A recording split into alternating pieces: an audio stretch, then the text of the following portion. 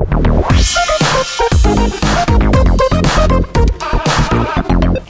and welcome back to Dukascopy TV. I'm Natalie MacDonald and today we're discussing Swiss watches. I'm joined now by Manuel Emch, who is CEO of Romain Jerome Company.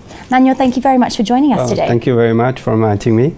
You are very welcome. Now, firstly, can you walk us through the evolution in the Swiss watch market through recession and into recovery throughout the last 10 years?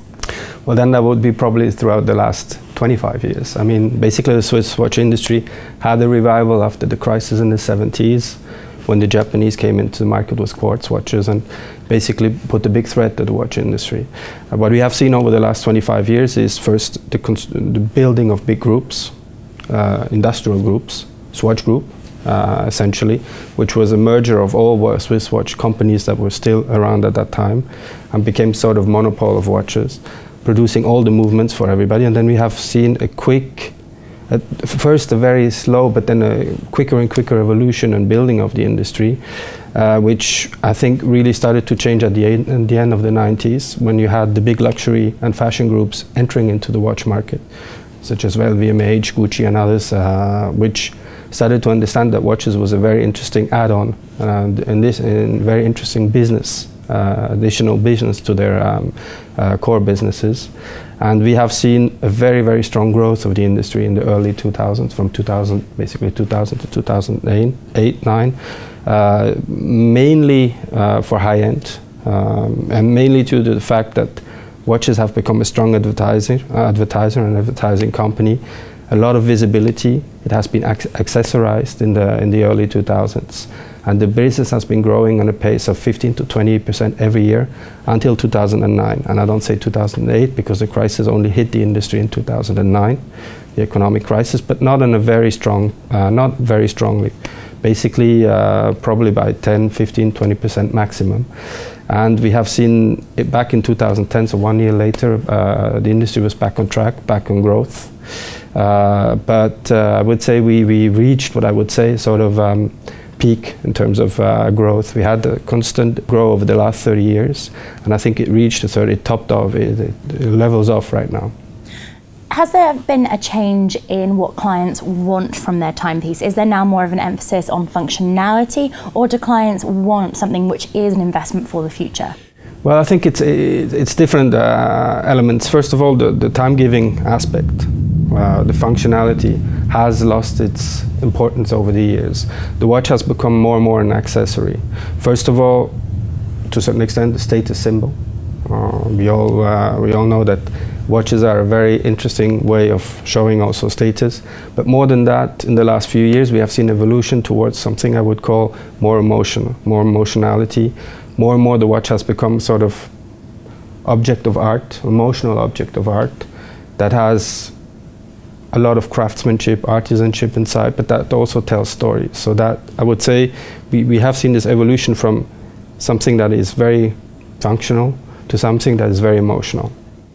Now, Apple has been looking to collaborate with top-end Swiss watchmakers on its iWatch in an effort almost to add that Swiss credibility to this new product. Will luxury watch consumers, are they that easily swayed? Well, I would say yes, because you don't have to forget one thing. The watch industry is built on its know-how, certainly, of his patrimony and history, but also on his strength in terms of advertising power.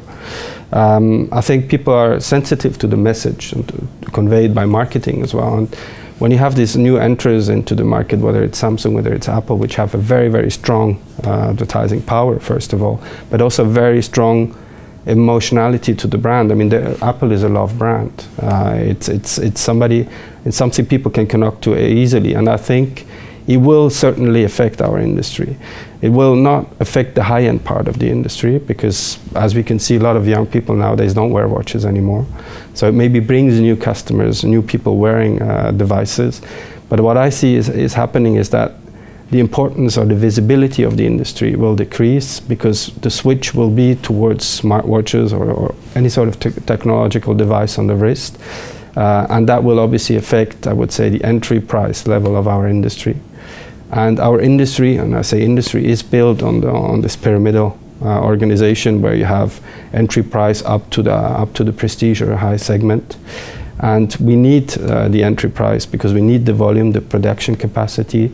We need the machines and the people and the training of these people to also be able to produce higher-end watches. So I think Apple has understood that they need to work peripheric around their projects, and I think it will be something very interesting, very challenging over the next few years. Now, lastly, Romain Jerome celebrates its 10th anniversary this year. Firstly, congratulations. Thank you. But what do you think continues to differentiate your brand amongst other luxury watchmakers? And how will you be looking to commemorate this anniversary?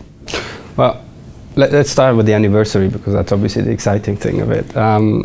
I would say what is most important for us is to celebrate our customers rather than to celebrate ourselves. I mean, 10 years is obviously a milestone, obviously shows that the brand has sustainability, that is therefore, it's there in the logic of long term.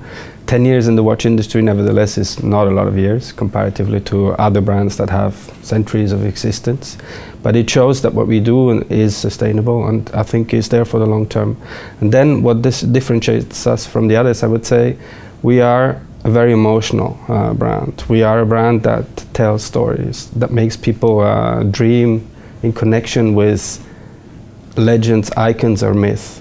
We started up the company by integrating emotional and historical elements of history, of human history into the watch. Basically, we're a brand that allows a customer to wear a piece of history on the wrist. And I think that differentiates us really from everybody else, because even though we don't have history in terms of existence, we have history in watches. And I think at the end what we do is we're selling watches. We're selling products, emotional products, and not a story that dates back to 200, 300 years. Manuel, thank you so much for Pleasure. coming in and sharing your expertise with us. Thank you very much. Thank you very much for having me. No problem. That's all we've got time for right now, but do stay tuned to Dukascopy TV for plenty more exclusive interviews with industry leaders. For now though, it's goodbye.